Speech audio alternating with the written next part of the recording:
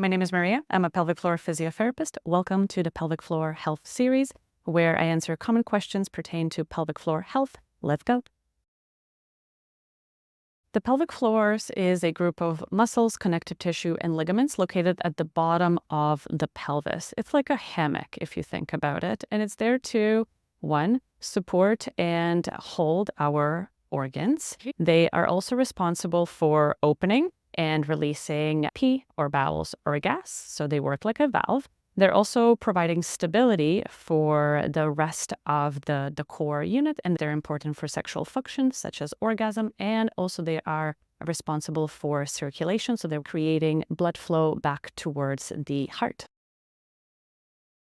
If we're talking about the journey that a person goes through pregnancy and postpartum, the body goes through a lot of changes. So the muscles can either lengthen and also stretch, but then they can also become overly tight. And that can lead to pelvic floor dysfunctions, such as leakage. It can contribute to constipation, pain with sex, as well as pelvic organ prolapse, or even go into hip discomfort and low back as well.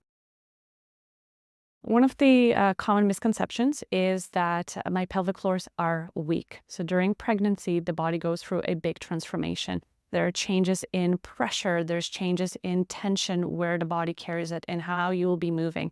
And so maybe, yes, there will be some weakness in the pelvic floors, but maybe there's actually tension and it's hard to relax the muscles. So therefore, seeing a pelvic floor physiotherapist can be very beneficial to actually have an exercise program that's individualized to you and how your pelvic floors are working to support you best during pregnancy as well as postpartum. What to expect from a pelvic floor physiotherapy session? One, we're going to have a conversation. I want to hear your story. I want to understand what your symptoms are and what may be a contributing piece to it. We're going to do an exam. That will be number 2, which will include a postural assessment and maybe a pelvic floor exam, depending on your comfort. Young mothers may also be at risk of developing pelvic floor issues due to the fact that they have gone through pregnancy and they've been holding a baby and growing a baby inside the tummy. And that creates a change in their posture, their pressures, how they're moving. And labor in and of itself is also a big event. So muscles will be weakened and lengthened, and they need time to come back to a functional place where they feel good. So sometimes if recovery has not gone well without rehab, then some of the pelvic floor dysfunctions can persist or occur later in life when the body goes through hormonal changes and as well as tissue changes. Nope. It is true that having a natural birth can increase the risk of having pelvic floor dysfunction due to the stretching and lengthening of the tissue. However, with a C-section, that also poses a risk for pelvic floor dysfunction due to the fact that we're cutting through 7 layers of muscle and formation of scar tissue that can lead to either incontinence or discomfort with intercourse. My recommendation would be that someone comes in to see a pelvic floor physiotherapist before conception.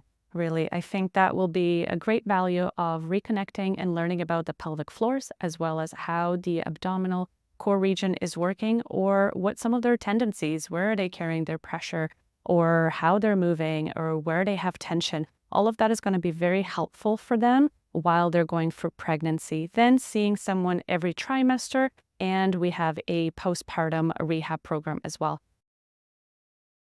Pelvic floor problems are not inevitable after giving birth. There's a few reasons to that. It's been normalized by society that leaking when you're coughing, running, or jumping is normal, and it's not. It's also been normalized that having pain with sex is okay, and it's not. And at any point, whether it's postpartum or later in life, we can address those symptoms that you experience. We can manage them in many different strategies or even eliminate them. So don't hesitate at any point, just come in and see a pelvic floor physio. I would recommend seeing a pelvic floor physiotherapist to help you understand how to activate your pelvic floors and how to dissociate them from using other muscles. Doing pelvic floor exercises incorrectly can sometimes activate other muscles, such as the inner thighs located at the front and your bum muscles located at the back, or just really using your abdominals, creating a down pressure on the pelvic floors. It could sometimes lead to discomfort or exacerbation of your symptoms if you're experiencing some leakage. What is an important technique of the pelvic floors, due to their shape, is a squeeze and a lift from the top.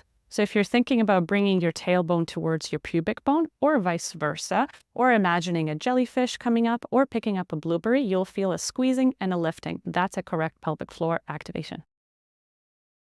Pelvic floors play a big role in sexual function for a few reasons. After giving birth, the vaginal region is feeling very dry, the uterus is shrinking, you're feeling tired, there's a lot of stress. Am I going to leak? Is something going to fall out? Is it going to hurt? Is going to further impact your desire for having intercourse. And so physiotherapy, especially pelvic floor, will be very beneficial in addressing all of those issues. It will not address the dryness piece, but we have strategies to help out with that. We'll work on, if you are experiencing pain, we have different management strategies for that, as well as debunking on how you're feeling, so then you're recovering well without the worry of, is it going to hurt when I'm having intercourse, and then build up your confidence so you feel ready to go.